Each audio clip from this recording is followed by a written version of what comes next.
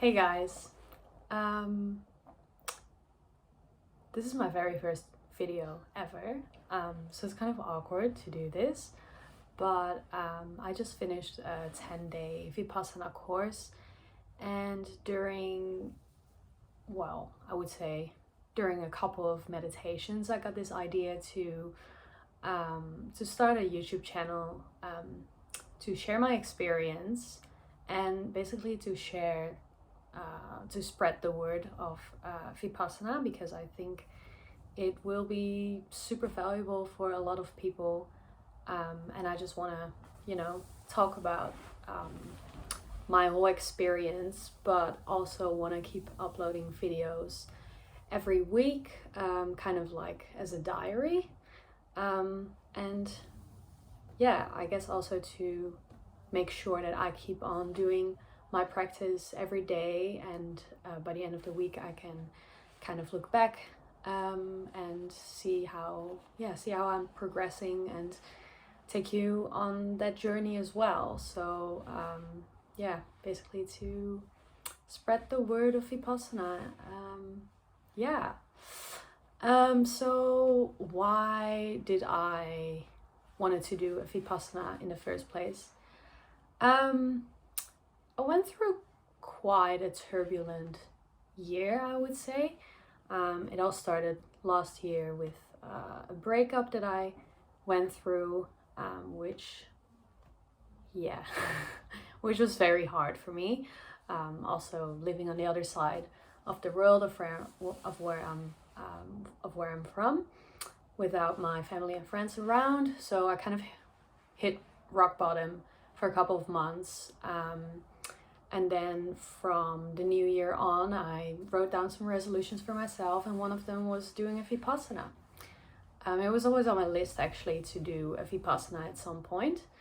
And I don't know, I felt like this year was the year to do it. So I signed up twice actually before I actually did it. I had to cancel the other ones because, different reasons, doesn't really matter. But yeah, so this October I finally did it, and I'm back in the real world now, and it's amazing. It has been it's been quite the journey, to be honest, but before I dive into that, I just want to talk about like, what is Vipassana at all. I think you hear it quite a bit more these days, at least I do. But yeah, it's like it is a 10-day silent retreat. I would describe it like that. Where for 10 days you do not talk, you do not have your phone with you, you can't read, you can't write, just so like you don't have any distraction at all. You're just with your thoughts. And for about like 10-ish hours a day, you meditate. Yeah. I know, it's a lot. I know a lot of you are thinking, oh my god, I could never be with my thoughts for so long. And yeah, I'm not gonna lie, it's not fun. It's not fun. It is hard work, but hard work pays off, as with everything. So yeah, I don't want to get into the details of the technique itself, because I think that you should try it yourself.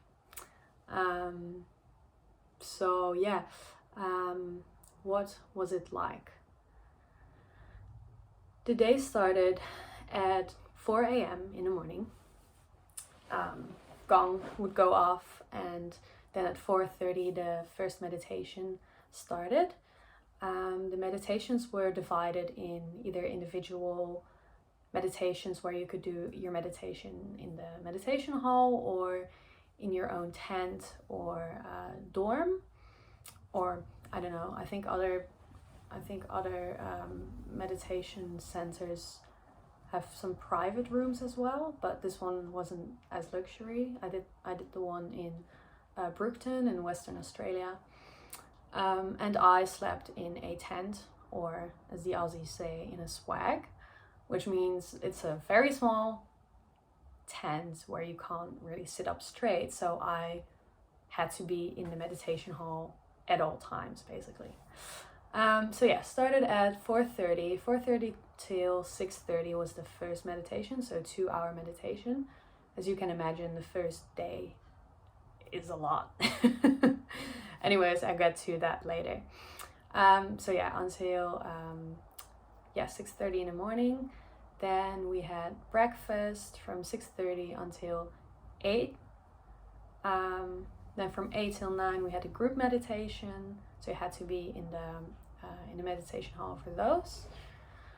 Then you had a 5-minute break, and then you continue from 9 till 11.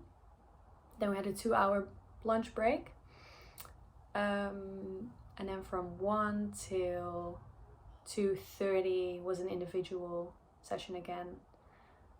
Then from 2:30 until 3:30 was a group meditation, and then from 3:30 until 5 was individual again. And then we had a 1-hour break from 5 till 6. From 6 till 7 we had a group meditation, and then we had the part where I was always looking forward to. That was from 7 until like 8:15-ish. And that was when we would watch a video of the founder of this meditation center, After Vipassana Meditation Center. His name is, if I'm gonna pronounce this right, Goenka, which is an Indian, wouldn't really call him, I would say Indian teacher.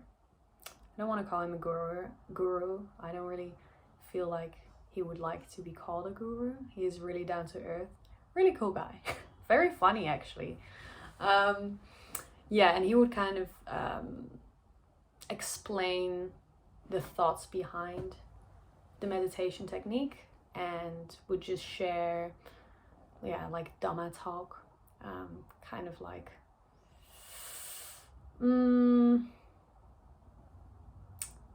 philosophy kind of thing behind it all.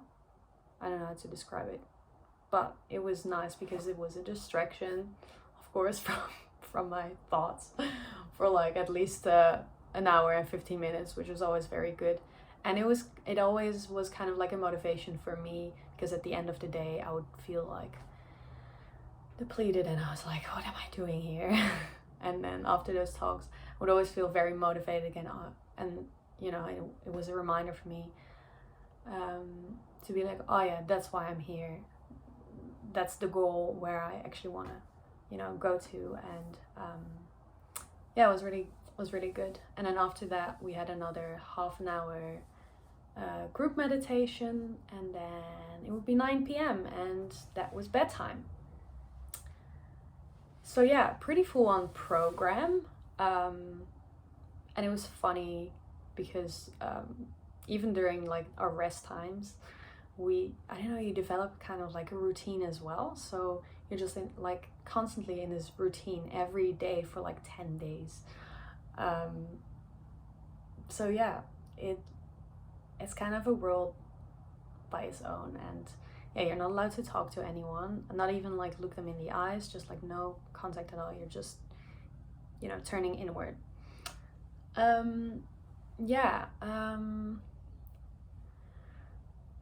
I keep on trying to define in my head, like, how would I explain what the meditation is about? So I'm gonna try it, see what happens. So with the meditation technique, you are observing the sensations in your body, and whatever sensation there is, if it's a pleasant one, if it's an unpleasant one, you try not to attach like an emotion or a feeling or like a reaction to it. So you just observe it as it is. which really brings you in the moment.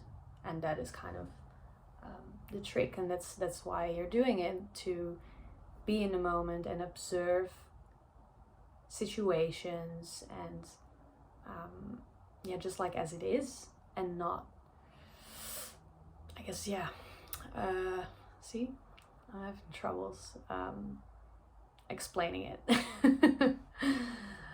But by observing and not getting any reaction to the sensations, you are basically in the process of detaching yourself from emotions. And it's actually all about detachment as well, which was the big reason for me actually that I wanted, or actually it was something that I hoped for to work on, because it's something in my life that I really need to work on, that I struggle with. So how he explained it basically is that we as human beings, we attach to pleasant and unpleasant feelings. If you experience something nice, like something good happens in your life, right? And you just feel so good because you get the happy hormones, and you're like, oh, I'm feeling so good. I want to keep this feeling forever, and that's when you get attached to that feeling. And once something bad happens in your life, you keep on thinking like, oh, I wish I felt like, back then, when this and this happened and I felt so good, and oh, like, why is this happening to me? Like, I want to feel that. And you just keep on clinging to that feeling, to that good feeling, instead of being in a moment and observing what is happening. And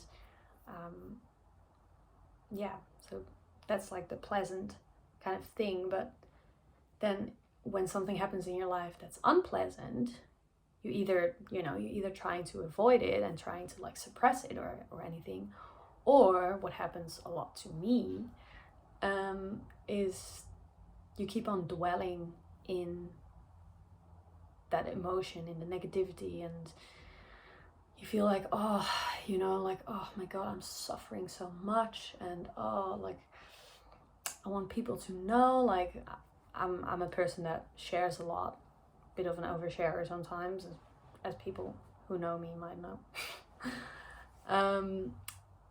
Like I keep on sharing, everything, but also my unpleasant moments. And by keep on sharing it to every new person, I keep on telling the same story, and the emotions keep on, they're still in my body every time I tell someone about it. And so I keep on dwelling in it.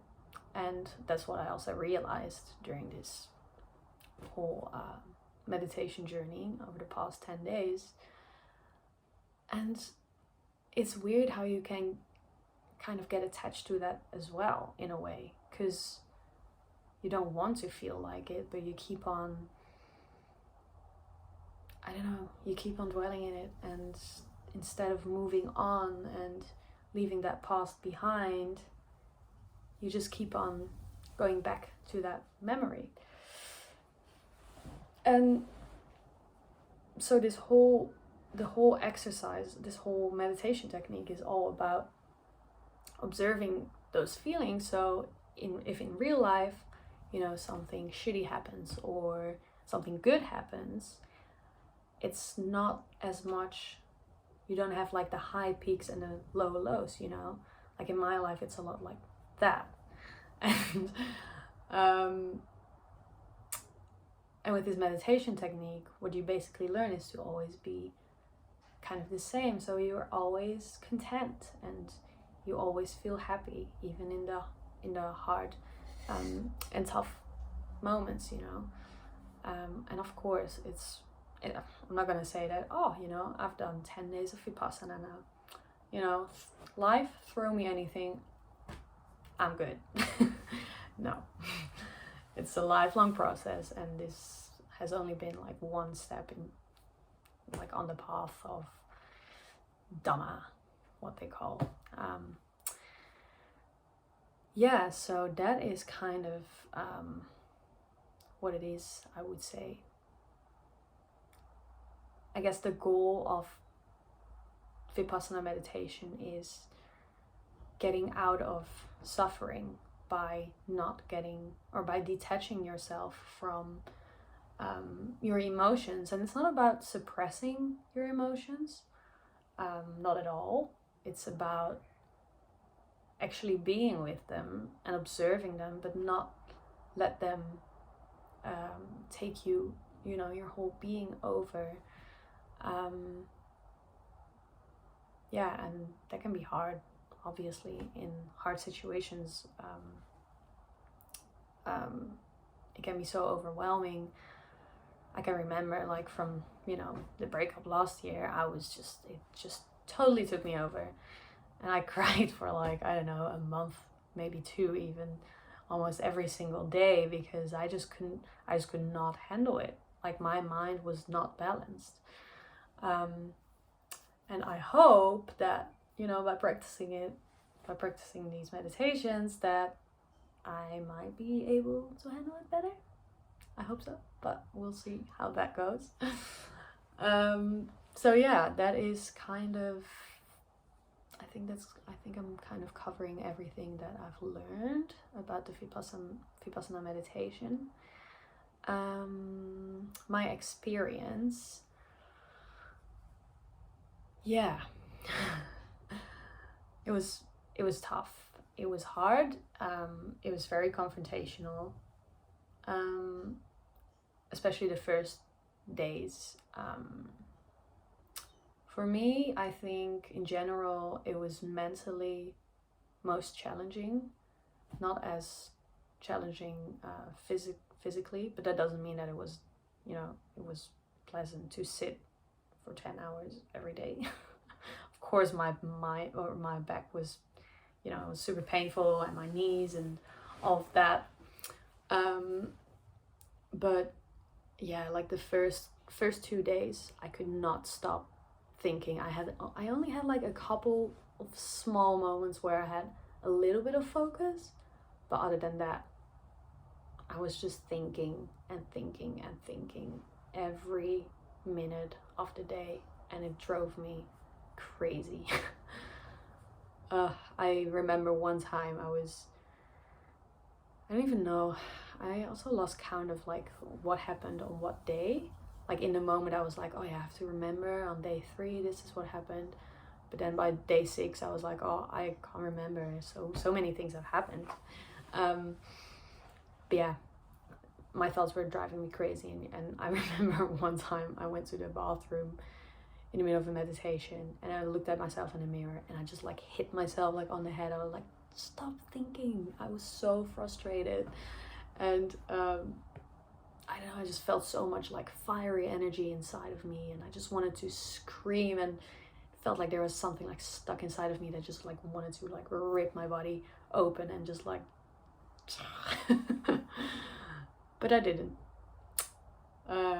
Yeah, so the trick in those moments is to stay calm, go back to your breath, stay calm, observe the feeling that you feel, but don't let it overtake you. And that's really hard, especially at the start, like the first couple of days.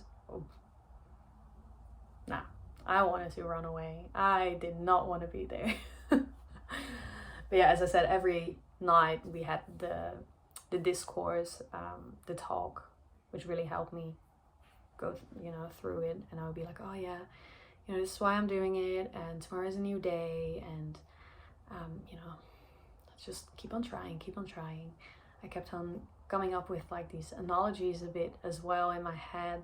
I was thinking about like when I started surfing, or like still actually, because I'm not good at surfing. But just like how you feel that drive to like keep on trying. You fall, you pedal and you try to get up, but you can't, like at the start, and you fall off, but you go back and you try again, and and by trying and trying and trying, you progress, and then you think you can finally get up on the waves, and then well, not on the waves, in the whitewash. And then you can finally do that, and then it's like, oh, well, okay, let's try the waves. And then you start from zero again, you know? So I kept on saying to myself, like, just keep on trying, just like with surfing, you know, like keep on going back, keep on going back. I also had to think about this thing, or this sentence that Yoga Girl always says. This is someone I've been following on Instagram for quite a couple of years now, and she always says the only way out is through. I kept on saying that because, you know, like right in a moment where I was going through it, I was like, I need to keep on going to get out of this, because otherwise, you know, I'm not resolving anything if I just walk away from it. Yeah, and then I just like kind of imagined me in like a jungle, and I was like, oh, you know, like when a thought will come up, I would think like, it was like, oh, you know, I see a nice little butterfly, let's chase the butterfly. And then I realized, oh no, I'm off the path. Okay, I'm just gonna go back to the path and keep on walking. But then there are all these branches, you know, on the path, because it's like, it's not just like a straight path and it's easy to walk. No, you have to do a lot of work for it. And every time I would just get distracted, just go back to the path, and you know, the only way out the jungle is through. You have to keep on going. And just, yeah. Anyways, so yeah, the start was really hard. At the start you could also still move, like change your posture, and at some point during the group meditations that changed as well. So you got challenged to not move at all, and that was like that was 3 times an hour in a day, which was super challenging at the start as well. Whoa.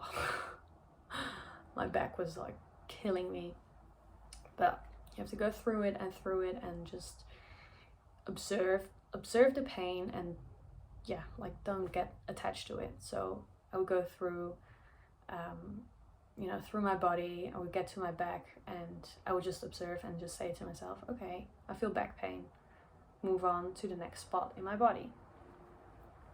And yeah, I don't know, by repetition you keep on repeating the same thing over and over again, and that's how, you know, that's how the brain learns. Oh yeah, and an important thing that I forgot to say is that what you're trying to do with Vipassana meditation is changing your habit pattern, which is obviously super hard to break, especially if you've been doing the same, or like reacting the same way for years and years and years, and now you're trying to break it apart, and it's super uncomfortable, obviously.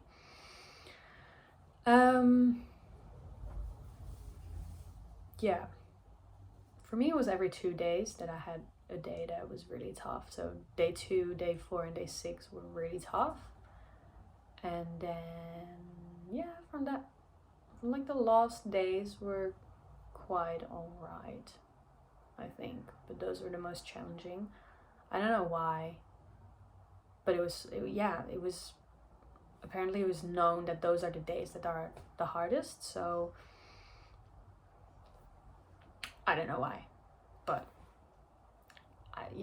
I was screaming to myself in my head saying, I can't do this, and if you give up you're weak and you're nothing, and you know, that voice in your head, and it's just like, I was just like, shut the fuck up. I was so done with myself. And then one time I had this experience where that was happening, that voice in my head, and kept on screaming to me, and I know, I was just so sick of it. And then that kind of transferred into, I don't know, I could feel like I think I was actually crying in that moment as well. And I felt so small. I felt like, you know, me as a child. And then that voice in my head changed to me being like me in like right now. So like adult Tat and child Tat.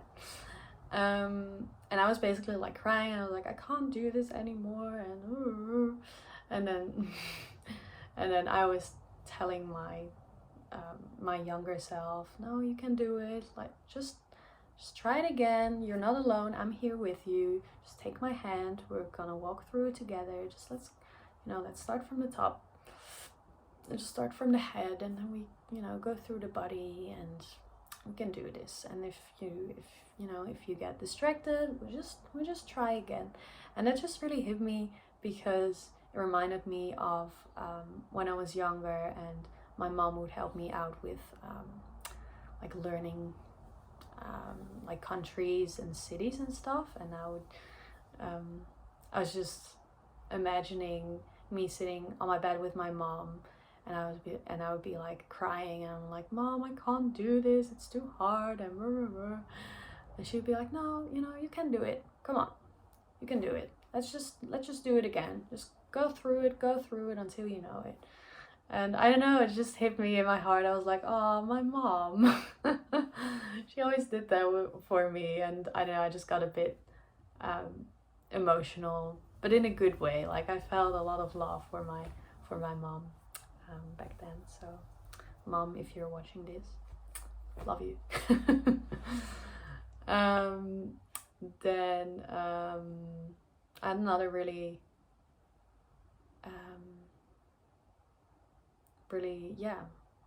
quite a cool experience. This was on the last day. So the last 2 days I really pushed myself, because the teacher kind of said that, like, these are the last 2 days to really do the work, for yourself. So, push yourself. And I was like, okay, I'm gonna push myself. I'm gonna try to like sit still every single meditation. Didn't work out. I didn't sit still all the meditations, but I did manage to sit still for, I think it was like 7 or 8 hours on the last day. And I was like, wow, I really pushed myself, and it was actually really cool. I was so proud of myself. Ego. Don't get attached to that. No. But yeah, on the last day I had this experience. So you're supposed to feel like subtle sensations in your body when you go through it, when you go through like the whole meditation. So it's like kind of like a body scan. I'm not going to go into detail, but it's just so you kind of get an idea of what I was doing all day long, which was basically going from from the top of my head to the tip of my toes, and back and forth, just scanning my body for sensations. And at the start they're like big sensations, and when you practice more and more they become more subtler. So I was looking for those subtle sensations, and I could feel them like everywhere, like on the top of my head, through in my face, my arms, and my legs, but my whole torso was still like very big sensations. And I was like, I want to have the subtle sensations there as well. And I couldn't really figure it out until the last day, where I was like just going through my body, up and down, and I was like, maybe I should try something else. So I like kind of stopped at my chest area, because my heart was also like pounding, and it was just so loud in my head, like I couldn't even reach the subtle sensations, because my heart was just there. But yeah, I kept on being there for like 1-2 minutes, and then would go through my body again, go back to it, go through my body again and back. And at some point there was this feeling, not my chest, but it felt like there was like just like a rope tied around my neck, like right here, like very tight. And I was like, okay, something is happening. Like, don't panic, don't react, just go through the body and go back, go through the body and go back. And then that sensation like moved up my throat into like my jaw, so my whole jaw. Sorry. My whole jaw just had so much tension in it. It was so painful, but I was like, don't attach to it, just go through the body, scan and scan and scan. And then it kind of moved like to the right side of my face. So this was like very tense still, this wasn't. And then it moved up to the right side of my face, and it just felt like I had this big lump on the right side of my face, and my eye was like hurting, and I was like, okay, just observe it, just go through the body again, you know, again and again and again. And then at some point I could like feel like on my chest, I could like feel like these little tinglings starting to come, and it felt like a perfect circle, like right there, and it was just like tingling, and I was like, oh my god, I've got the subtle sensations there. Of course, not attaching to it, because I was like, oh, I've got the sensations now. Keep on scanning the body. But I could feel it, and it was so different from before, and I was like, oh, so that's how you do it. Like, it kind of clicked with me, and I was so happy about it. Well, not too happy, because I can't, you know, I need to be at the same level all the time. So yeah, that was a pretty cool experience. And still to this day, every time I meditate, I can feel it here, which is pretty cool. So yeah,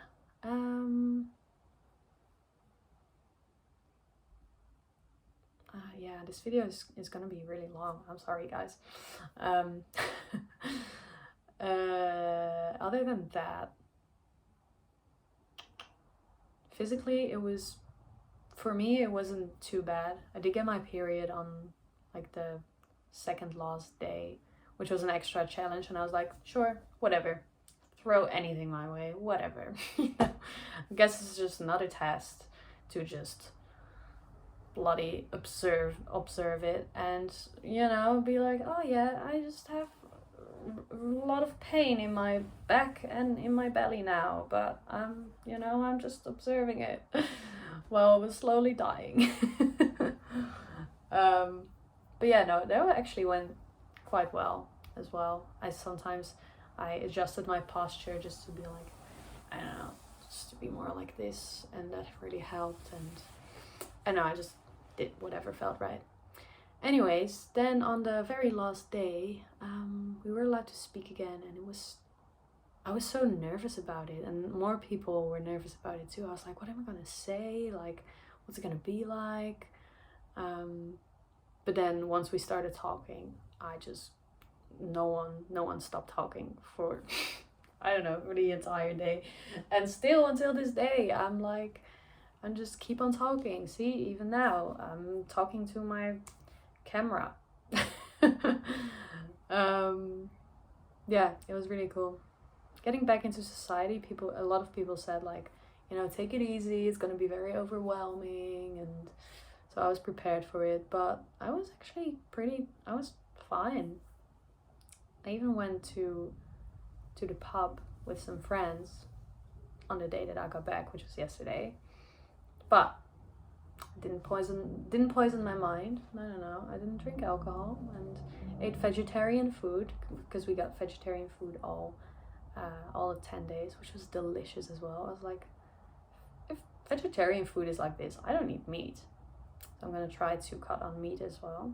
Oh, well, there's a promise for you, or like I don't know. So yeah, it was overall, it was a really, really good experience, and I would 100% recommend it to anyone to do it at some point in your life, because I feel like with a lot of other meditation techniques or yoga or even therapy, but that's for me. Like, I'm not gonna say that all these other things are like wrong, you shouldn't be doing that and this is the way to go. Definitely not. It definitely helps. But I feel like with this meditation technique, you really, really go to like the depth of yourself, and people find it confronting, you know, because yeah, well, it is. There are like things coming up, and you have to deal with it in a way where you don't react. Well, all you want to do is run away or scream or whatever. But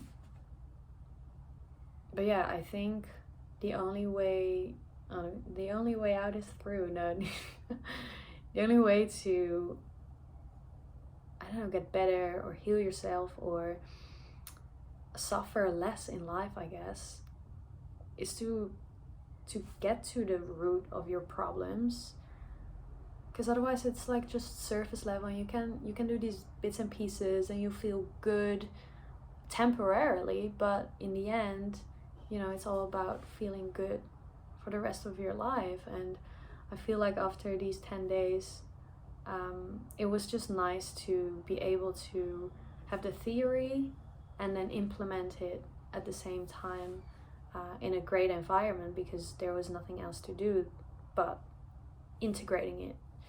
And that's what I really needed, and it's so good to have this technique now in my life, knowing that if I keep on practicing this, you know, I'm gonna keep on getting better at reacting to certain situations in life and hopefully handle it better. Yeah, I think I'm gonna leave it to that. Yeah. Yeah, I would encourage you to look into Vipassana as well. It's really valuable for the rest of your life. Go to dhamma.org, which is DHAMMA.org, and find the nearest meditation center nearest meditation center, because it's worldwide. It's free, or it's like donation based, so you can donate whatever you want, so it's super accessible for everyone. It's also not a religion, or like it's not even, I wouldn't even say like very spiritual. Sometimes in the theory he talks about certain things that he believes in, but you know, you can choose to either go with it or just not. But it's not like religious based or like a cult or anything, because it's all about you and connecting the mind and the matter.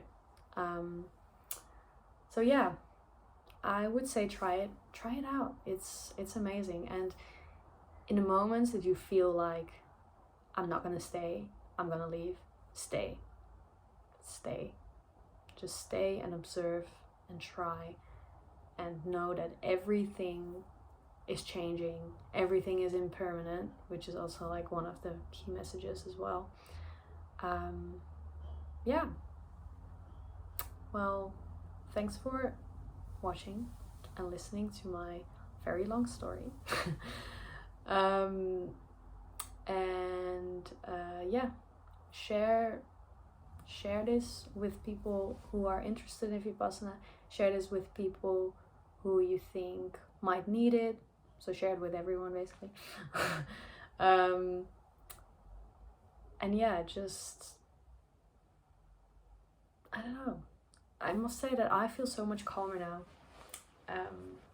So yeah, I just hope that, I just want that for everyone in my life, and also the people out of my life, for everyone to just seek that calmness and less suffering, I guess, in the world. And that's why I'm starting to do this, and I'm gonna try to release another video next week, which is probably not gonna be this long, because it's just gonna be like a diary with insights from that week and how I've been going after Vipassana. So see you then. Bye.